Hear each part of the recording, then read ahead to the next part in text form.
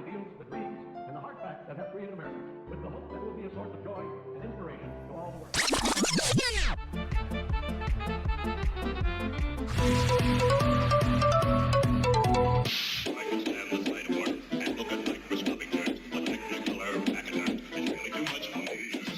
Hey guys, what is up? So I'm here today to explain to you all what Oogie Boogie Bash is and if it's worth it. For starters, for those of you that aren't familiar with what Oogie Boogie Bash is, Oogie Boogie Bash is an event that takes place at Disney California Adventure, and it starts at 6 p.m. Well, officially it starts at 6 p.m. and it runs until 11 p.m. and it's a 5-hour event. I know it's kind of short, but you actually can mix in with other guests starting at 3 p.m. and have access to the rides at 3 p.m. ahead of the event. So let's start from the beginning. So with the purchase of an Oogie Boogie Bash ticket, you are allowed early entry at 3 p.m. And at this point, I would recommend getting there maybe like at 2:30 because the lines will start already forming in front of the DCA gates. And you're going to see everybody decked out in their, costumes and all of that. But these lines can get kind of long. So if you want to try to maximize your time, I suggest getting there early so that you can line up ahead of time. And they will be like, they'll have signs out displaying where to check in or where to wait in line to check in.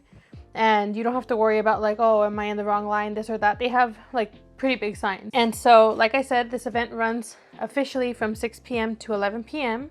Tickets go on sale for this event starting on June 27th, so that's coming up. And June 27th is for Magic Key holders.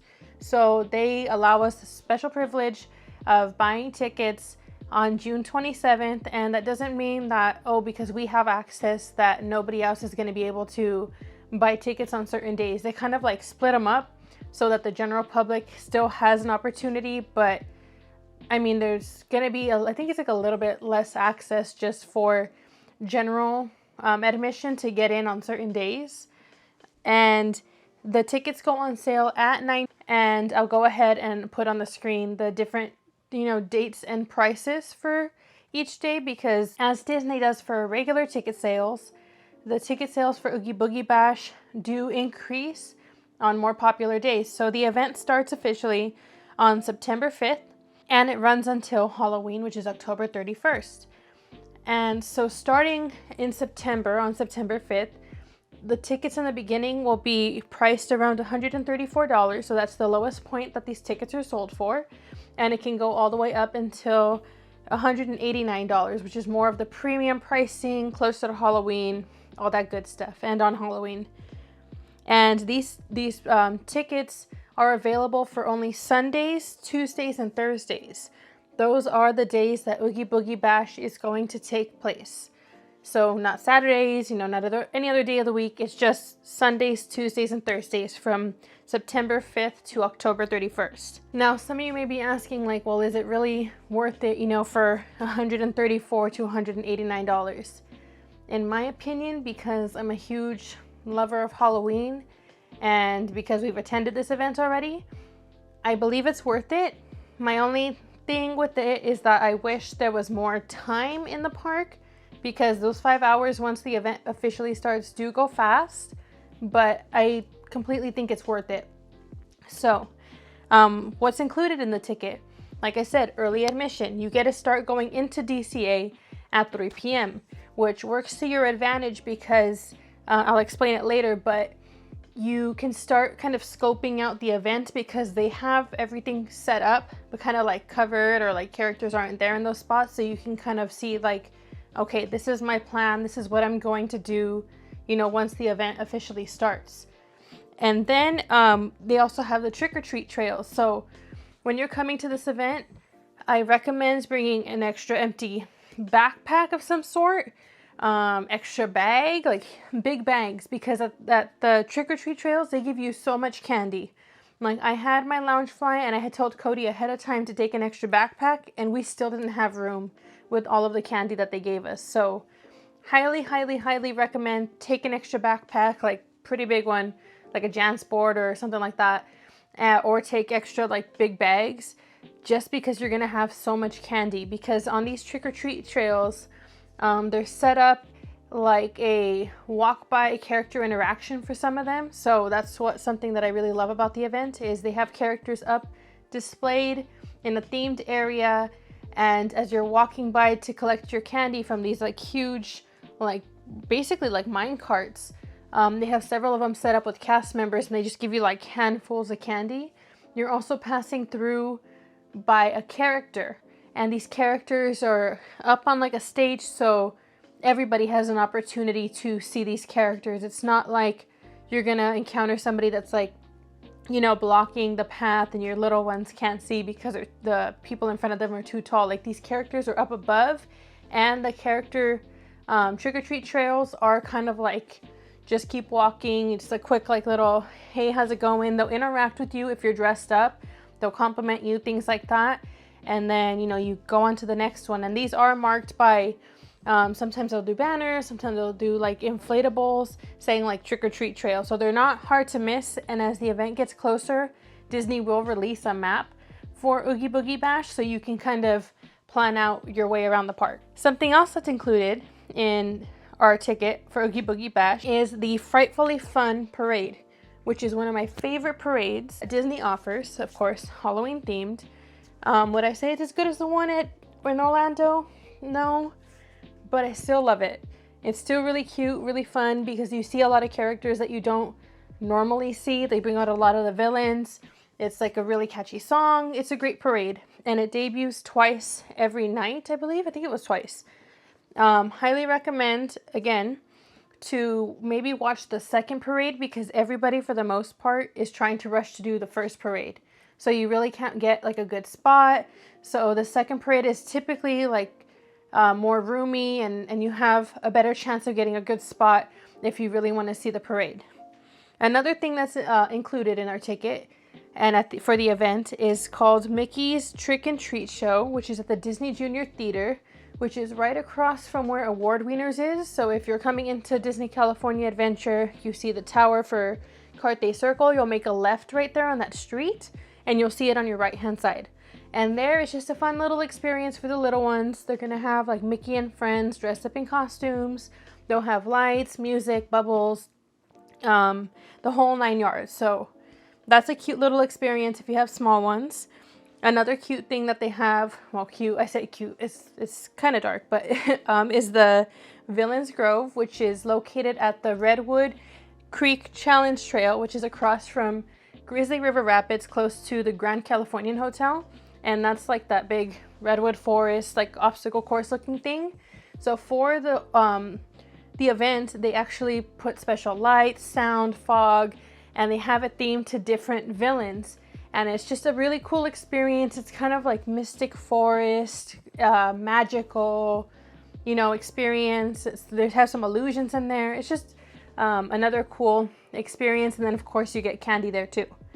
And that one, typically the line for that gets pretty long. So if you want to get the effect of all the lights and stuff, it'd be best to wait until it gets darker. But then at the same time, the line's gotten like pretty long to where it goes all the way down towards Soarin'. So just scope it out again. Try to figure out what you really want to get out of the event, because definitely recommend it, but again, it can get long. Another thing that is included, so like I mentioned before with these trick-or-treat trails, is character experiences. So every year Disney will bring out different characters, you know, based on Halloween, based on what movies are kind of popular coming out. And so like last year, the one that everybody was like really surprised by was Ernesto de la Cruz from Coco. So they had him out, and like he looked good. I'll try to see if I can find a clip or a picture and include it here, but the actor for him looked really good, like pretty accurate. And then they also did like a Hocus Pocus theme last year for one of the character meet and greets. So they bring different characters, different elements. They brought Dr. Facilier from Princess and the Frog. They had Sid from Toy Story, and they just, you know, different themed areas. And the Mad Hatter from the Tim Burton version of Alice in Wonderland.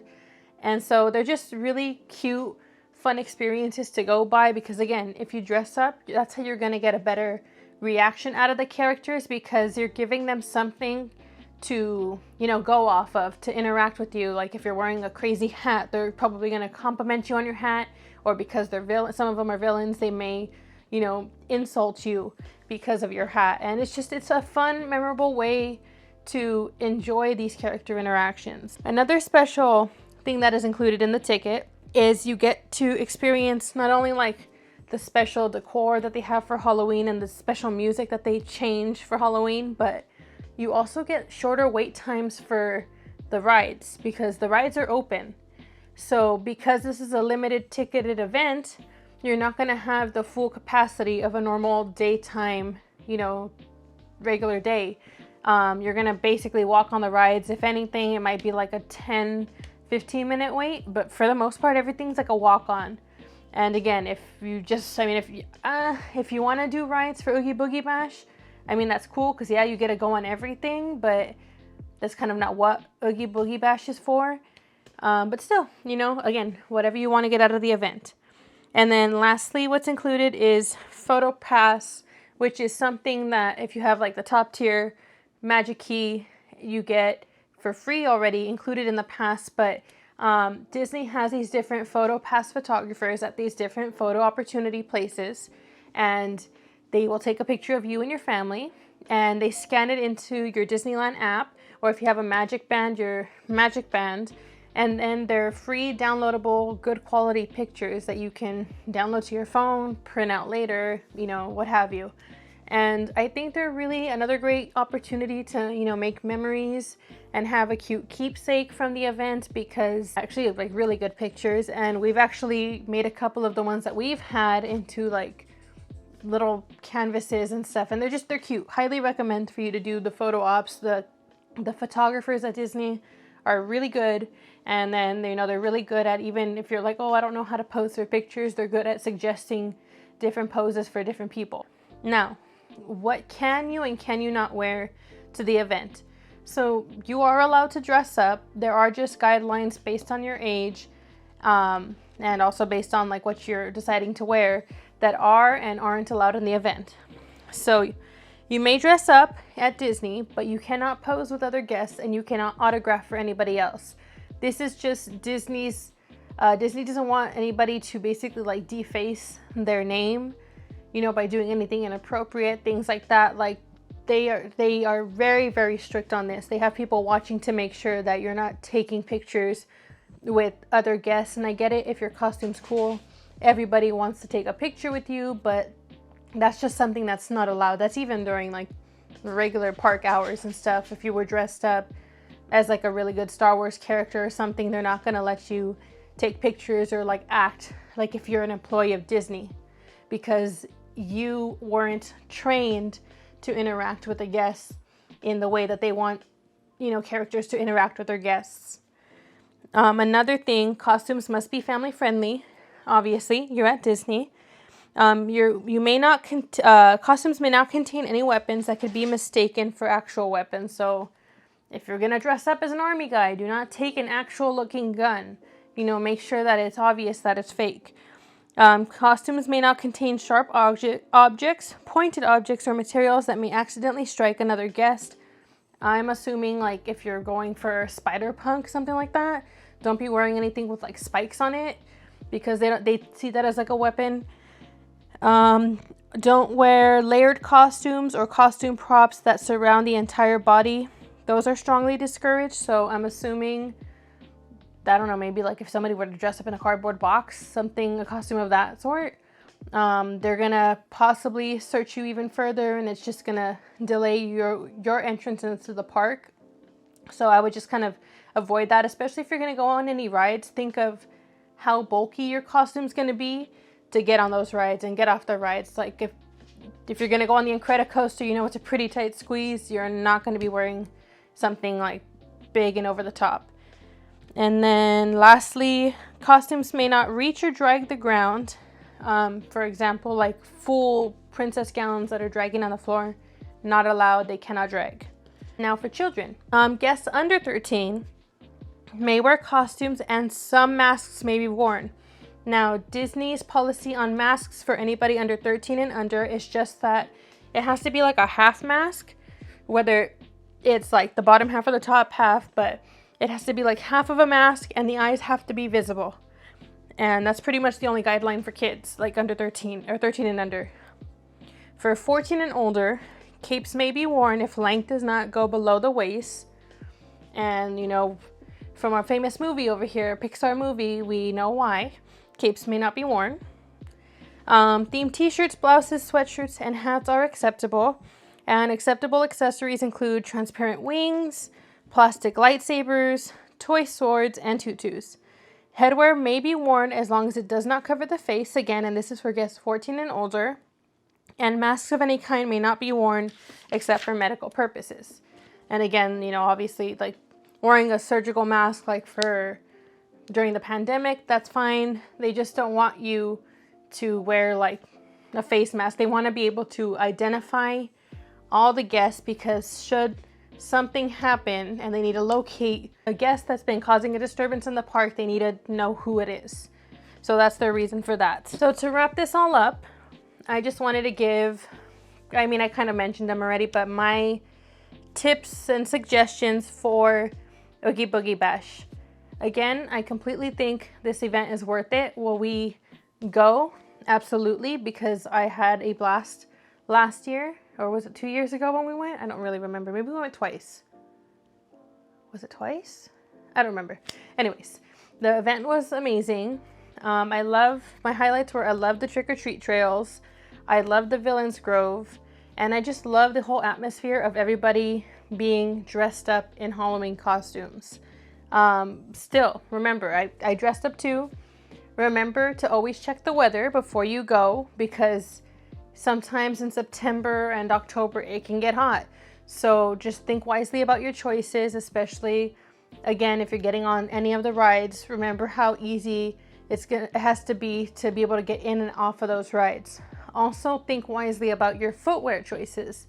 You know, if you're going for a goth look, maybe it's not the best idea to go in like these 4 or 5 inch, even higher, platform boots, because with all the walking you may get tired. And we did see that a couple of times where people went in these very high platform boots, or in like maybe even brand new, that weren't broken in, and you could see that they were struggling to walk, and you don't want to be that person.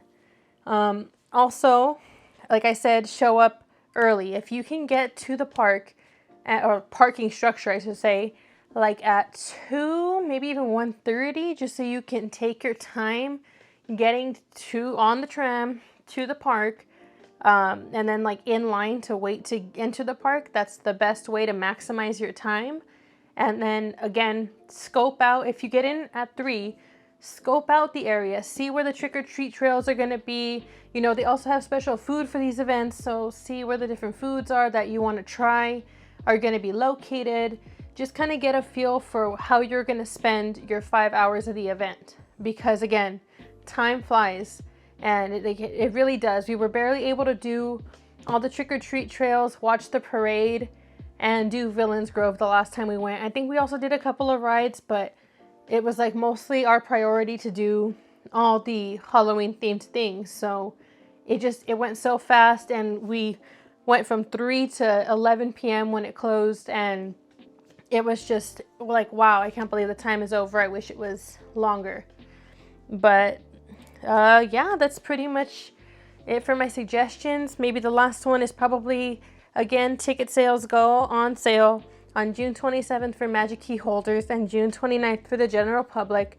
If you know somebody that has a Magic Key and you really want to go to Oogie Boogie Bash, see if they can get you tickets too, because honestly, that's, I mean, the best way. I've heard a lot of people do it that way, is to have a relative, family, friend get them tickets with their Magic Key so that they have them guaranteed before, or a better chance, I guess, before the general public. And my suggestion from experience, because I'm typically the one between me and Cody to always get the tickets, is to be up early, because again, they go on sale at 9, but be up early, set up multiple devices. We typically have like both of our phones running, my laptop and his desktop computer running, and I'll have them up and like on the screen, because it'll say, if you go to like Google and you do Oogie Boogie Bash, it'll take you to like the buy tickets link on the page, and then you would click buy tickets and it takes you into this like queue, which everybody, if you buy tickets through Disney for ticketed events, you know this very, very familiar queue. It puts you in this like waiting room queue, and you can be in there. I think it starts sometimes as early as 8 or 8:30, the waiting room queue, and then at 9 is when they put you in the actual queue. And the way Disney does it so that the site doesn't crash, you know, is to kind of like hold everybody and then like disperse some people randomly into like the queue to buy the tickets, and then they'll hold people randomly, and it's just like a little, like, they just keep like dispersing little bunches of people randomly to get into the queue. And it doesn't matter what device you have on first, because most of the time my phone's the first one that we have connected, and Cody's computer will be the last one that we connect, and he gets in first on there. Or like my computer was the third one that I get on, and that's the first one that we get through. So set up multiple devices, especially if you're going to try to help anybody out to get tickets, so that when you buy yours, if they're still like deciding and they haven't gotten back to you, you still have another one running to be able to help them out. And yeah, thank you guys so much for watching. Remember to like, comment, and subscribe. If you have any other questions, leave them down below. I'll try to answer them to the best of my abilities. But yeah, highly suggest going to Oogie Boogie Bash, and thanks for your time.